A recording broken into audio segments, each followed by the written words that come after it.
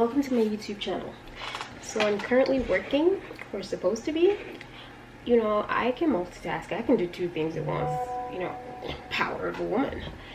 Anyways, I'm currently working, filming, chatting. And while I was chatting, my friend said she works at CIBC. Oh, I even have a CIBC account that I want to get rid of.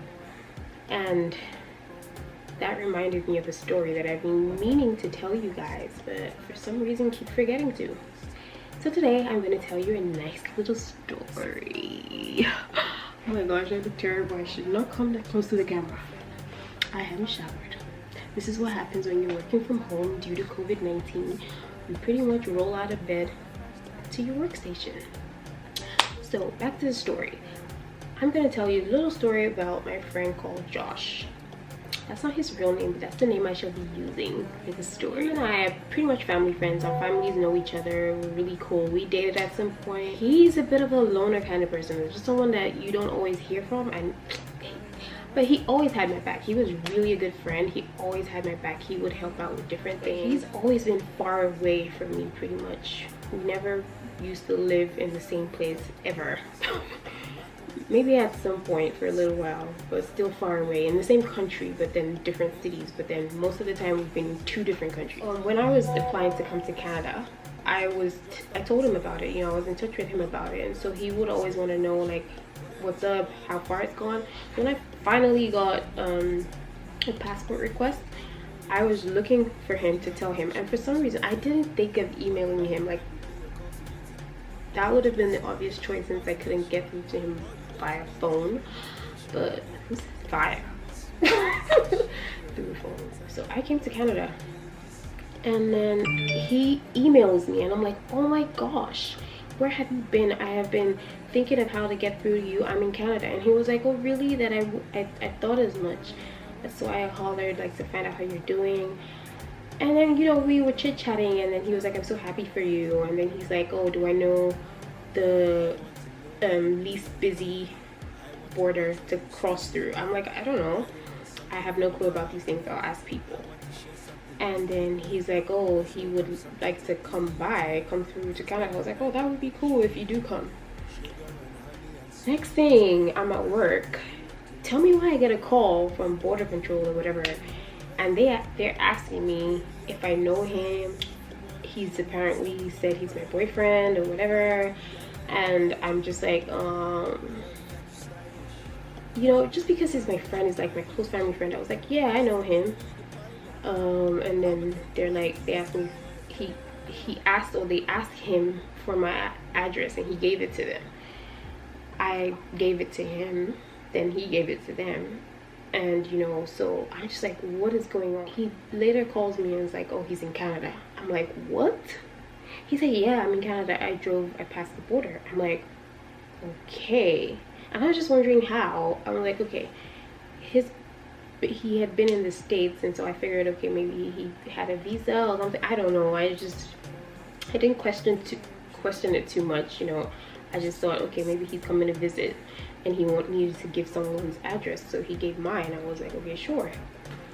And then he comes through and goes to stay in a hotel close by me, and then he comes to say hi to me, and I'm like, oh, hi, how are you? And you know, we catch up a little. He hadn't showered or whatever because he had been driving a long time. He drove a rental car from the States to Canada. I asked him how he got here, and he was like, oh, he told that he came as a refugee. I'm like, they go, what? Why? He's like, oh, it's a long story, but he'll tell me about it. And that he told them that him and I were hoping to get married. I'm like, all of this without my consent? Oh well. I was like, okay, you're here now.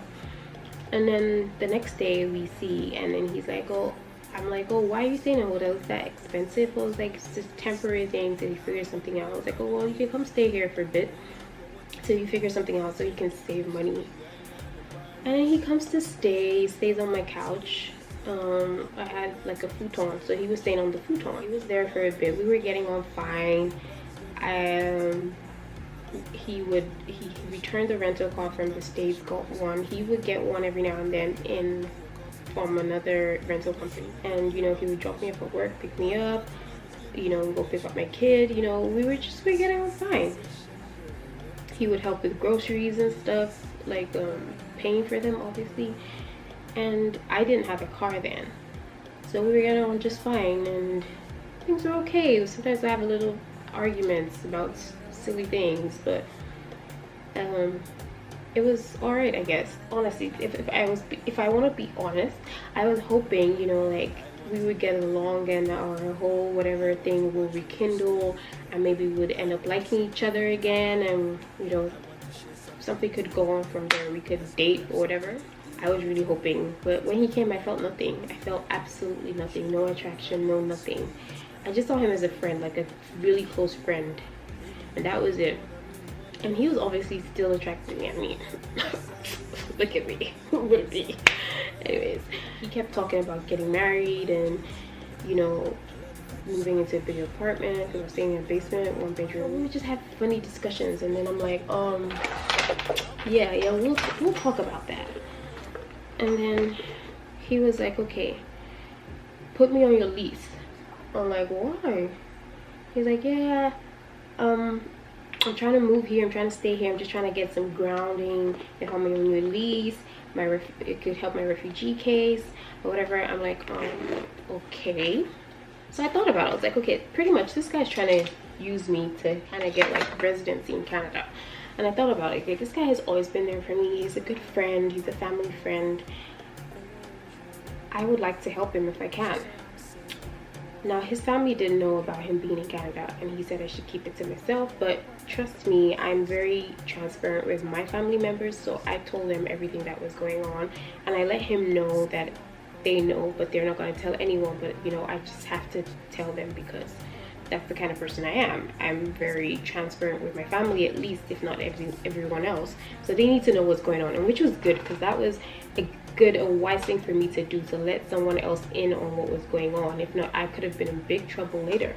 So I discussed with them about helping him, and then my mom was like, oh sure, because she knew when we dated and she liked him, so she was like, yeah, try and help him if you can. I was like, okay, I'm gonna try and help him. We're gonna go see a lawyer and we can see how I can help him without me having to like marry him, because I didn't want to marry anyone when it was not real, just for papers. But if there was any other way I could help him, I wouldn't mind doing that. So we went to see the lawyer, and the lawyer was like, pretty much have to be married if he wanted to stay, but then he wanted to go back to Nigeria because he had some stuff to sort out and then be able to come back. So the lawyer was like, well, if you are planning to go back to Nigeria, then you can just reject the refugee case, whatever, and just tell them that you would rather apply for express entry, through express entry, and that he can just apply for that from Nigeria and it would be better, and he could say that him and I are conjugal partners, and that could like help the whole process or whatever. So we decided to do that. But I think he was a bit upset that I wasn't willing to get married, but he didn't say anything. And he had tried to like hit on me at some point, like, you know, for us to make out, and I was like, no, I'm not interested. And he was like, oh, I know you want me, I know you want me. I laughed so much, and I think I said something to that effect, and it probably got to his ego, because bruised his ego a bit, because he got upset. And then moving on, he's like, oh, Chica, we need a car. He said we should go check out leasing a car, that he could drive it as Uber, and then we'd make some money from it and it would pay for itself. So we want to check it out. The problem here is that I was earning just minimum wage, and with minimum wage I cannot afford to lease a car. I could barely like take care of my finances, like my rent and groceries and stuff, and take care of my kids. So I was like, no, we're not gonna do the lease, but we could just go find out about it. And we did, and of course they said with my salary, and I haven't worked for that long, I need to work for at least 3 months, and you know, they won't be able to give us a lease. So thank goodness they said that, because if I had said that on my own, maybe he would have gotten upset that I don't want to go through with it. But thank goodness they even said no. They didn't do a credit check, but they just, you know, from the stuff I told them, said no. I was like, cool. So we started looking for a used car to buy, and then someone had told me, I had already inquired about that because it was part of my plan, but it was gonna take me a couple, like 2 more months, maybe a month more or two, to be able to, you know, comfortably afford it. And I was waiting for like a check. I don't think I had gotten it then, but yeah, it would have taken me, I think I got in it then, or CCP. It taken me a month more so to be able to afford it. But I was like, okay, we can get a car for 2K or less. I was actually going to car for like 1,500. I was like, you know, but since he was around, he was like, okay, he'll add to it so we can get a car for 2K or less. So my cousin had told me about her friend who was trying to move to Alberta and wanted to sell her car. So we checked out the car. It seemed okay. There were a few things to be done. She told us about what needed to be done. We did the deal, got the car. He brought he loaned me $1,000. I brought $1,000. I paid the tax, which was like a $400 something on top. And then when I went to, you know, like register the car or whatever, get the license plate and whatever, he wanted me to put his name on the ownership. And so I was telling the lady at the Service Ontario that I want to put his name on, like 2 names on the ownership. And the lady that was selling the car to me was there as well to like do the handover or whatever, and she was a witness. And the Service Ontario lady was like, no, that there's no point in doing that, that's gonna complicate things, that she's never had to do that for anyone. It's usually just 1 name, so I should just leave it at my name, that no one else has to put their name on it. And that was just like a blessing in disguise, you know. Even I was thinking I was helping this guy out, but I didn't know that I was not meant to be doing any of these things.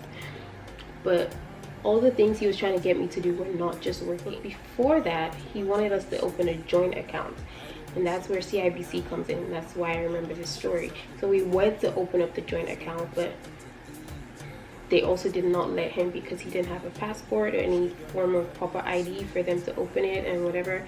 So I just opened the account in my name. Good thing they didn't give me a credit card, it was just a debit card. So he put money in it, all his money he had. So he had the card, it was in my name, but he had the card so he can use it to pay for stuff with his money. And so after this car thing happened, I told him what happened. He got really upset. He felt like I purposely didn't want to put his name and I was being shady. And that I want the car for myself. And I was like, no, I'm not doing that. I kept trying to explain to him that, you know, I wasn't trying to be shady, but they didn't let me. I was like, we can call them, we can go back there tomorrow and she'll tell you the same thing. And he's like, no, there's no point. That he knows that I'm lying. I just don't want his name to be on it. I didn't want to put his name on the lease. I don't want his name to be on the car. So since his name's not on the car, he's not going to be involved with the car, that I should do everything else myself. So all the fixing of the car and everything I needed to do, I had to end up paying for it, which I hadn't budgeted at the moment. He also wanted to still drive the car. He started getting really weird, and then we had like big arguments, and I recorded after the first argument. I decided to record because he started being really scary. So I started to record the other parts, and he started threatening me that he's gonna take me to court. I'm like, are you kidding? I'm a single mother in Canada and you want to take me to court? You're a refugee, I'm a permanent resident. You're joking if you think you're gonna win any case, but you can go ahead and take me, you know. He was like, yeah, he's scared, he doesn't feel safe, I'm not feeding him. I'm like, what? I'm not feeding you? He's like, yeah, he hasn't been eating all day, he has to go get takeout. I'm like, can't you cook? He stays at home all day, and I would go to work and come back, and he expects me to cook and feed him. So, you know, the good thing is my landlady also knew about everything that was going on. My landlord and his wife knew. So I even told them what was going on. I told them about the arguments, how he wants his name to be on the lease. And then my landlady like, if he has money, he should pay me and I could help him stay or whatever. I was like, yeah, I don't even want to marry him. I don't want to do any of those shady stuff, so I'm not gonna do that. And then, but they knew everything that was going on, like, because we're close like that. So I told them everything. And even the man was like, how lazy can he be? Like, he doesn't do anything. He's at home all day and he can't even help clean and cook or whatever. And his wife was teasing him like, do you help? He's like, yeah, but I go to work at least. He doesn't do no working, he's not doing anything. Why can't he cook? And I was just like, I don't know. But it became a big fight. I told him he should leave my house. And then he's like, okay, he needs the money back. I was like, okay, I'm gonna get the money. But I didn't even have the money then. But I asked a friend to help me out with some money, and then my savings that I was saving, I withdrew that, and I pretty much was able to pay him back his money. I was like, okay. But before I did that, I called one of my very close friends to come with me to give him the money so that I can make sure he goes immediately. I didn't even go to work that day, and I was on a temp worker, so I was losing money for not going to work that day. We gave him his money. He's like, okay, go in the evening. I was like, no, I can't leave you in my house and go. You need to go now. He's like, yeah, that he would have gone even before I came, but he was just waiting for the money. I was like, okay, so if you would have gone before I came, why can't you just go now? And so he's like, okay.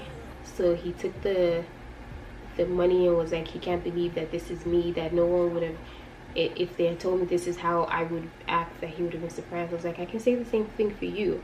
Oh, I forgot to say, at some point he was telling me that I should feel privileged, that is a privilege for me to help him out, because he usually wouldn't ask anyone for such help. So for the fact that he was able to ask me, I should count it as a privilege. I'm like, nigga, what the heck? Anyways, so much more went down, but I don't want to bore you guys with too much information. But I just wanted to tell you the story of how some guy, Josh, tried to use me to become a permanent resident. And even though I wanted to help, God was just blocking it. He wasn't allowing me to tie myself with him in any way. He didn't allow us to get a joint account. He didn't allow me to be able to put his name on the car. He didn't allow me to put his name on the lease, because I actually asked my landlord about it, and he was like, no, he's not going to put anyone's name on the lease. I had to pay an extra $150 to have him in the house for more than a month because of the utilities. So even when I asked him to leave, I told him he could stay for a bit, and that the money for the car that he gave me would be his rent. He's like, no, he's not paying more than $150. I'm like, it does not make sense, because we're sharing the apartment, so you should pay half. And he's like, no. He had even offered before, when things were still rosy, to pay everything. I'm like, no, you don't need to pay my rent. You can pay half if you want to. So that was what we had agreed to do for the next month's rent. And so I was like, okay, so you can stay an extra month to get yourself sorted and then leave, and then that money would be for the extra month's rent, you know, half of it or whatever. He's like, no, that he's only paying the $150. I was like, the $150 is extra because we're using extra utilities, but you're sharing the whole space, so you should pay half. He's like, no, he's not doing that. He doesn't even feel safe here, because that's when the whole he doesn't eat came up. I was like, but you can go cook.